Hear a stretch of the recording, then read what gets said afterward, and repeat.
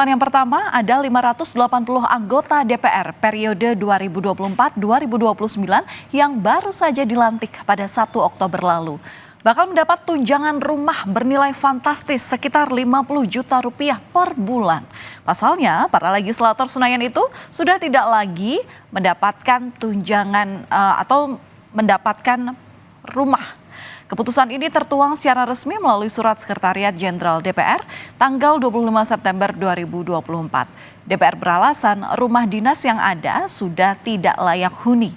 Besaran tunjangan perumahan belum ditetapkan dan masih dikaji, tetapi jumlahnya disesuaikan dengan biaya sewa rumah di wilayah Senayan, Semanggi, Kebayoran, atau Jabodetabek.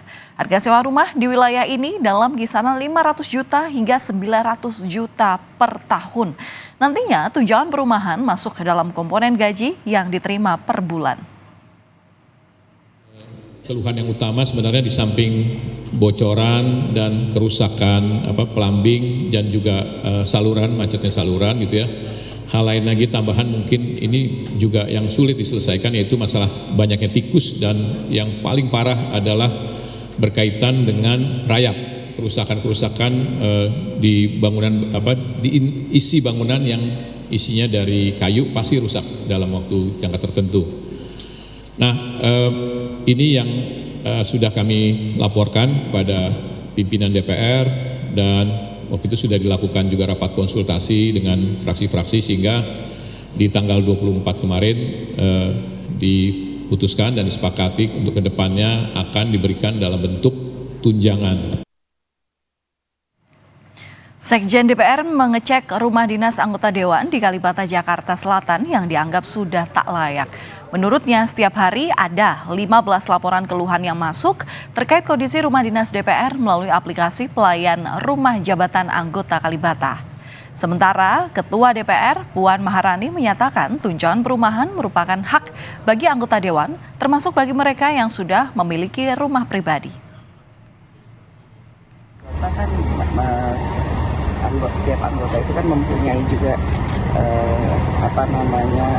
hak dan kewajiban untuk bisa kemudian nantinya memfasilitasi jika kemudian ada konstituen atau kemudian ada orang dari dapil datang dan lain-lain sebagainya. Keputusan pemberian tunjangan perumahan bagi anggota DPR yang baru tentu saja menuai kritik. Salah satunya dari Forum Masyarakat Peduli Parlemen Indonesia atau Formapi. Hal itu karena tunjangan perumahan sudah pasti akan menyedot anggaran negara yang cukup besar. Selain itu, seperti apa mekanisme pemberian tunjangan bagi anggota dewan yang suami istri juga dipertanyakan. Berapa hari DPR baru ini dilantik, mereka sudah harus akan mendiskusikan atau dihebohkan dengan wacana penggantian rumah dinas dengan tunjangan bulanan gitu ya. Kita belum tahu nih besaran tunjangan rumah yang akan diterima oleh masing-masing anggota, tapi pasti tidak kecil. Itu akan menyedot anggaran negara yang cukup besar gitu ya. Nah kan pertanyaannya, ada begitu banyak anggota DPR yang sudah punya rumah. Ada juga anggota DPR suami istri gitu ya. Bagaimana DPR nanti akan menghitung tunjangan rumah mereka itu? Apakah dihitung sama rata saja? Saudara, kondisi di tanah air sungguh berbeda dengan para anggota DPR di negara Swedia. Sederet tunjangan dan fasilitas yang diperoleh anggota DPR Indonesia nyatanya tak dimiliki oleh anggota Dewan di Swedia. Mereka hidup bersahaja. Semua anggota DPR Swedia tak mendapat rumah, mobil dinas, atau bahkan tunjangan untuk membeli mobil. Parlemen di sana hanya memiliki 3 mobil dinas yang hanya diperuntukkan oleh ketua dan para wakilnya untuk tugas di parlemen. Seorang anggota DPR Swedia dari Partai Sosial Demokrat mengatakan, kami ini tidak berbeda dengan warga kebanyakan. Tugas utama kami adalah mewakili rakyat, jadi tak pantas rasanya jika kami diistimewakan atau mendapatkan banyak fasilitas ataupun gaji yang tinggi.